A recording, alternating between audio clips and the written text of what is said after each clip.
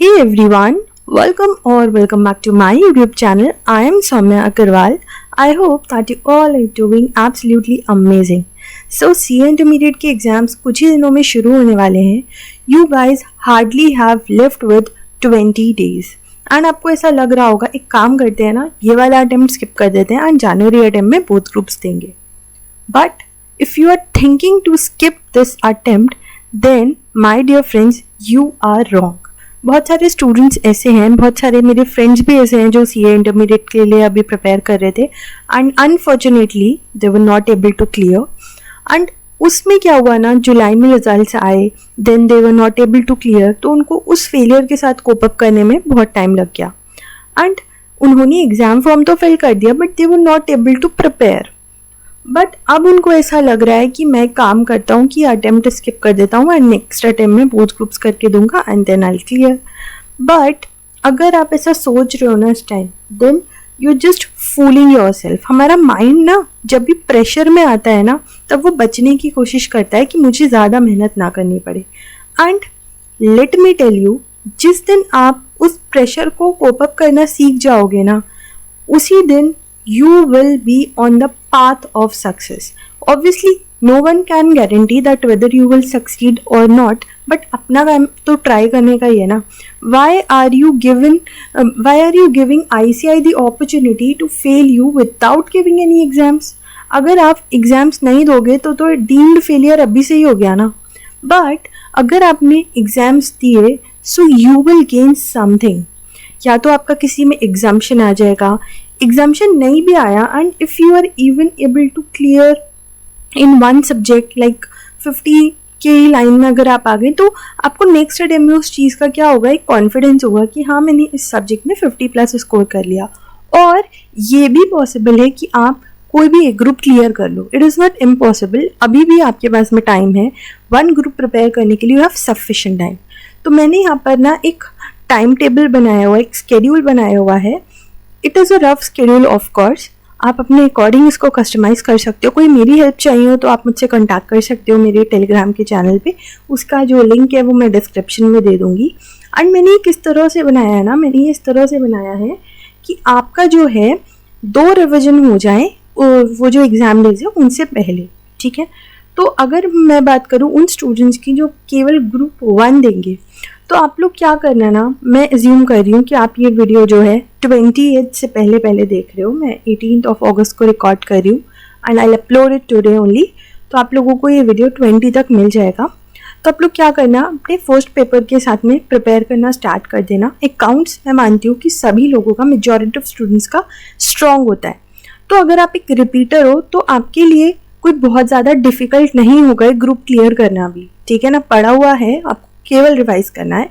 And even if you are a fresher student, या फिर आप एक ऐसे स्टूडेंट हो जिसको जॉब के साथ में जो सीए परस्यू कर रहे हैं and you could not gate leaves, तो भी आप ऐसा कर सकते हो.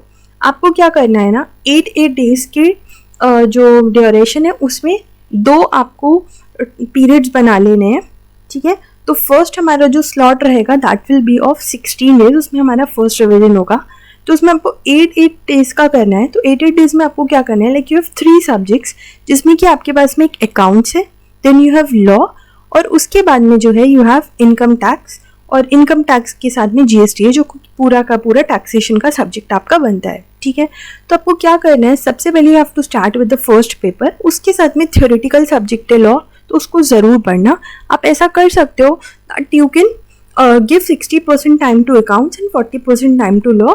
एंड उसके बाद में 3-4 दिन के बाद में 60% time to law and 40% to accounts. तो इस तरह से आपको कर लेना है. सिलेबस आपको किस तरह से करना है, तो सिलेबस के लिए आपको ना ABC जो भी आपके फैकल्टीज़ ने दिया हुआ है ना, ABC स्केड्यूल, ABC दिया होगा सीक्वेंस एक, तो उस सीक्वेंस में आपको पढ़ना है. I am not saying you कि आप कोई चैप्टर लीव करो, बट क्योंकि आपकी एग्ज़ाम्स इतनी पास हैं, सो आई वुड सजेस्ट यू कि एक प्रायोरिटी सेट करो, एक ऑर्डर सेट करो कि कौन से चैप्टर्स मुझे पहले करने हैं, कौन से मुझे बाद में करने हैं. ठीक है. उससे क्या होगा ना, उससे आपकी चांसेस बढ़ जाएंगे क्लियर करने के. तो आपको फर्स्ट 8 डेज़ में अकाउंट्स प्लस लॉ करना है. Then you have to study income tax. उसके बाद में जीएसटी को मैंने 4 डेज़ दिए हैं. आप चाहो तो इनकम टैक्स को 4 days and 3 days to GST भी दे सकते हैं.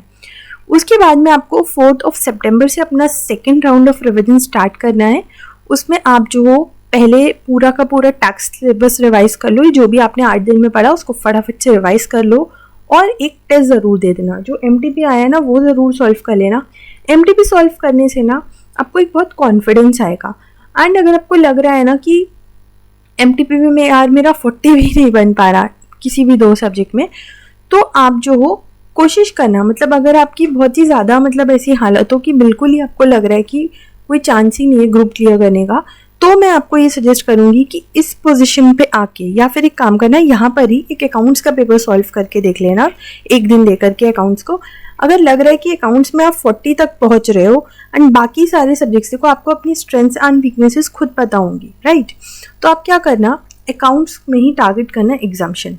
बट अगर आप एक रिपीटर स्टूडेंट हो एंड आपका जो स्कोर है वो आउट ऑफ 300 आपका रहा है, मतलब इजीली आपका 130, 120, 140, 125 प्लस अगर रहा है, तो आई एम सपोजिंग कि आपके जो कंसेप्ट हैं वो पढ़े हुए हैं एंड आपके लिए इतना ज़्यादा डिफिकल्ट नहीं होगा।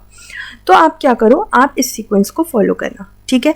तो आपको क्या करना है, आपको टैक्स पूरा का पूरा रिवाइज करना है, एक MTP सॉल्व करना है, उसके बाद में लॉ पूरा का पूरा रिवाइज करना है, उसका MTP सॉल्व करना है, एंड देन आपको लग जाना है अपने अकाउंट्स की प्रिपरेशन में।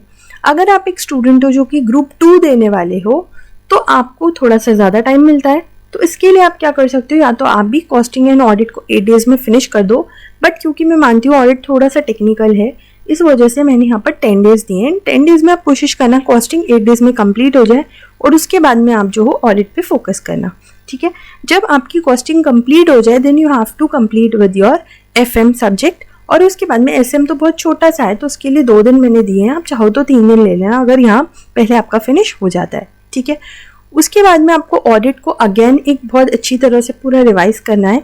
इन वाले जो दिन है ना, जब आप ऑडिट पढ़ो, इसी तरह से जब आप यहाँ लॉ पढ़ो, तो कोशिश करना कि जो भी सब्जेक्ट्स हैं, थ्योरेटिकल वाले सब्जेक्ट्स हैं, अगर आप एक रिपीटर हो तो ऑब्वियसली आप पे नोट्स होंगे, एंड अगर आप एक ऐसे स्टूडेंट हो जो फर्स्ट अटेम्प्ट दे रहा है, तो शॉर्ट नोट्स बनाने की कोशिश करना, एंड उन्हीं शॉर्ट नोट्स को आप यहाँ पर रिवाइज करना, और उन्हीं शॉर्ट नोट्स को फिर आप एग्जाम से पहले भी रिवाइज करना, ठीक है। तो इस तरह से आपको करना है। फिर आपको ऑडिट को 3 दिन लेने हैं। 8 सितंबर तक आपका first round of revision complete हो जाएगा। आफ्टर दैट फ्रॉम 9 सितंबर आपको अपना second round of revision start करना है, एंड देन आपको अपने 15 सितंबर से 4 डेज में आपको दे रही हूँ कॉस्टिंग के एग्जाम के लिए। आप चाहो तो 3 डेज भी दे सकते हो, as per your preparation level आपको जो है अपने फर्स्ट पेपर में लग जाना है। जो कुछ पॉइंट्स हैं उन बातों का ध्यान रखना। अगर आप एक रिपीटर स्टूडेंट हो तो आप जो हो ये देखना कि पहले आपको क्या क्या प्रॉब्लम्स आ रही थी, पिछले अटेम्प्ट में क्या क्या गलतियां रही थी। देखो वैसे तो आपको अभी तक अपनी सर्टिफाइड कॉपीज़ को एनालाइज कर लेना था, इन केस रह गया है ना तो खुद से ही कोशिश करना कि क्या प्रॉब्लम आई। ये सब्जेक्ट्स जब पढ़ो ना, उसके बाद में May 24 का ही क्वेश्चन पेपर निकाल के देखना और ये देखना क्या मैं ये सॉल्व कर पा रहा हूँ, नहीं कर पा रहा हूँ तो प्रॉब्लम आ कहाँ रही है, उसको टैकल करने की कोशिश करना। देखो अब इस टाइम पर हो that you have nothing to lose but you have so much to gain, right. तो कोशिश करो ना कि बस इन 20 दिन मेहनत कर लो और ये अटेम्प्ट दे आओ। अगर हो जाता है तो बहुत ही अच्छी बात होगी ना। ये क्यों सोच रहे हो अब इसी के अभी से ही फेल हो गए। एक अगर एग्जाम फॉर्म भरा ही है तो उसकी फीस को वसूलो ना। यू आर सीए स्टूडेंट, आप केवल ऐसे फ्री में फीस बांटने के लिए नहीं बने हो। अगर आपने एग्जाम फॉर्म भरा है तो एग्जाम ज़रूर देकर आओ, राइट।